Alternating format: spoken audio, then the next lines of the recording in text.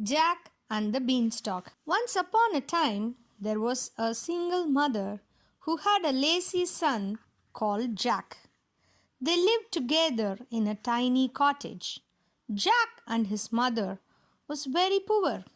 As time went on, they became poorer and poorer, while Jack grew lazier and lazier. Soon, Jack and his mother were so poor that all they had left in the world was one cow. At last, the day arrived when Jack's mother said, "Tomorrow, you must take our cow to the market and sell her. She is all we have left in the world, so be sure that you get a good price for her." The next day, Jack set off for market. On the road, he met a butcher who asked him where he was going with the cow. When Jack told him, the butcher said, "I will exchange these beans for your cow." He showed Jack some strange looking beans, all of different colors. "I would be a fool to exchange my cow for your beans," said Jack. "Ah, but these are not ordinary beans," replied the butcher. "They are magic beans." Jack thought what a fine thing it would be to have some magic beans. So he gave the cow to the butcher, put the beans in his pocket, and set off for home. "Look, mother, I have exchanged our cow for these magic beans." His mother was very angry. "You silly boy, now we shall surely starve." In her anger, she threw the beans out of the window and sent Jack upstairs to bed without any supper. The next morning, when Jack woke up, his room was much darker than usual. When he looked out of the window, he saw that a huge beanstalk had sprung up during the night from the magic beans that his mother had thrown out of the window. Jack ran outside and immediately began to climb the beanstalk. He climbed and climbed, but whenever he looked up, the top of the beanstalk still stretched upwards out of sight. After many hours of climbing, Jack reached the top of the beanstalk and stepped off into a wild, bare country. A long road led away into the distance. Jack set off along the road and soon he met a very old woman. "Good morning, Jack." Jack was amazed that the woman knew his name. "I know all about you. This land belongs to a wicked giant. When you were a baby, the giant stole all your father's belongings. That is why you were poor. You must try to get your father's wealth back. If you're brave, I will try to help you." At that, the old woman disappeared and Jack went forward along the lonely road. Towards evening, Jack came to a castle. He knocked on the great door and a woman opened it. "I am tired and hungry," said Jack. "Please, can you give me some supper and a bed for the night?" "Oh, my poor boy," cried the woman. "My husband is a giant and he eats people. He would be sure to find you and eat you for his supper." Jack felt afraid when he heard this, but he was too tired and hungry to go another step, so he pleaded with the woman to take him in. At last the giant's wife agreed and she led Jack into her kitchen. Then she set a fine supper for him. Scarcely had he finished eating when the ground was shaken by the heavy stamping feet. 3 loud knocks were heard at the door. It was the giant returning home. Jack's heart began to thump. The giant's wife began to shake. She grabbed Jack and pushed him into the oven, which fortunately was cold. Then she went to let her husband in. The giant stomped into the kitchen, sniffed around and roared, "Fee, fi, fo, fum. I smell the blood of an Englishman. Be he alive or be he dead, I will grind his bones to make my bread." "Nonsense," said the giant's wife. "You are dreaming." And she set an enormous meal on the table before him. As the giant was hungry, he sniffed no more, but sat down to eat. Jack peeped at the giant through a crack in the oven door. He was astonished to see how much the giant ate. When the giant had finished his meal, he shouted to his wife, "Bring me my hen." His wife brought the hen and went off to bed. "Lay," shouted the giant, whereupon the hen laid a golden egg. "Another," roared the giant, and the hen laid another. Again and again, in a voice shouted thunder The giant shouted, "Lay!" Soon there were 12 golden eggs on the table. The giant fell asleep in his chair and he snored so loudly that the castle shook. As soon as Jack heard the snores of the giant, he crept out of the oven, seized the hen, and tiptoed out of the castle. Then he set off running along the road as fast as he ever could. On and on he ran until at last he came to the top of the beanstalk. He climbed down quickly and took the wonderful hen to his poor mother.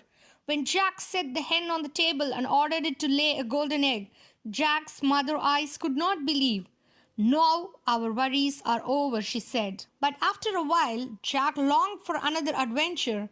He was determined to visit the giant's castle again. He disguised himself so that the giant's wife would not know him.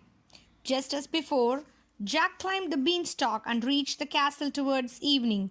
When the giant's wife opened the door, he said, "I am hungry and tired. Can I stay for the night?" "You cannot stay here," replied the giant's wife. "The last boy I took in stole my husband's hen." But Jack chatted so pleasantly that eventually the giant's wife let him in. After Jack had eaten a good supper, the giant's wife hid him in a cupboard. No sooner had she done this when in stormed the giant, roaring, "Fee, fi, fo, fum! I smell the blood of an Englishman. Be he alive or be he dead, I will grind his bones to make my bread." "Nonsense," said the giant's wife. "You're dreaming." And she set an enormous supper before him. After supper, the giant roared, "Fetch me my money bags." His wife brought the bags and went off to bed. The giant emptied all the money onto the table and counted it over and over again before putting it back into the bags. Then he fell asleep. As soon as Jack heard the giant snores, he crept out of the cupboard and picked up the heavy money bag. He managed to sling them over his shoulder. Then he let himself out of the castle as quickly as possible. Jack could not run along the road because the money bags were so heavy, but he reached the top of the beanstalk safely. Jack's mother was overjoyed to see him when he emptied the money bags on the table. She was astonished. With the money, they built a bigger house and brought furniture, new clothes, and food. Jack and his mother was very contented. But soon Jack began to long for more adventure. He was determined to visit the giant's castle once more. This time, Jack used a different disguise. Once again, Jack climbed the beanstalk, followed the same path, and arrived at the castle door. The giant's wife did not recognize him, and he begged for a night's lodging. "No, no," she cried. "You cannot come in here. The last 2 boys that I took in were thieves. No, no, you cannot come in." Jack begged, and at last the giant's wife took pity on him, let him in, and gave him some supper. Then she hid him in the wash basket in the corner. Soon the giant came home and roared, "Fee, fi, fo, fum! I smell the blood of an Englishman. Be he alive or be he dead, I will grind his bones to make my bread." "Nonsense," said the giant's wife. "You are dreaming." And she set an enormous supper before him. After supper, the giant shouted, "Bring me my harp." The giant's wife brought a beautiful golden harp and set it on the table before him. Then she went off to bed. "Play," roared the giant. And the harp began to play on its own accord. Jack had never heard such sweet music. The harp continued to play until the giant was almost asleep. Then he shouted, "Stop!" and the music stopped. As soon as Jack heard the loud snores of the giant, he jumped out of the corner and seized the harp. But the harp called out, "Master, master!" The giant woke up in fury. "You are the boy who stole my hen and my money bags?" he bellowed. Then he staggered to his feet and set off after Jack. Jack was terrified. He ran for his life towards the beanstalk. Looking over his shoulder, Jack saw the giant striding after him. Then he ran as fast as he had ever run before in his life. Jack reached the top of the beanstalk safely, but the giant was close behind him. He scrambled and slid down the beanstalk, shouting, "Mother, mother, bring me the axe quickly, the giant is coming." Then Jack's mother brought her son the axe.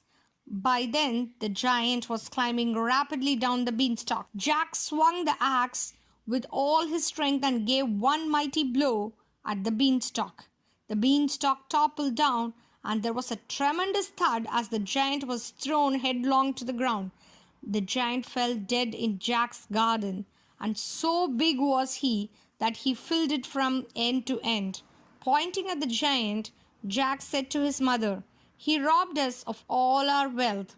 At the moment, there appeared the old woman who had talked to Jack. She told them that she was really a fairy and that it was she who had made Jack take the magic beans in exchange for the cow. She had wanted him to climb the beanstalk, and she had led him to the giant's castle. "Your troubles are now over," the fairy told Jack and his mother.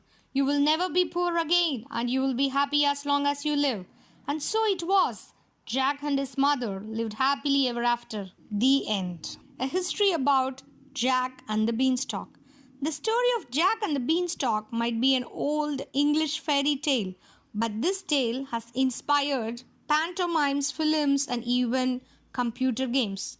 English publisher and bookseller Benjamin Tabart published the earliest written version of the story in 1807. Since then, there have been many versions of the tale, but Joseph Jacobs' retelling, published in 1890 and based on the versions he heard as a child, is the most popular today. The most famous line of the story is the giant's poem, "Fee, fi, fo, fum, I smell the blood of an Englishman," and the children loved to read this aloud. Vera Southgate's 1965 classic Ladybird version had delighted thousands of children and reinforced its popularity. The end.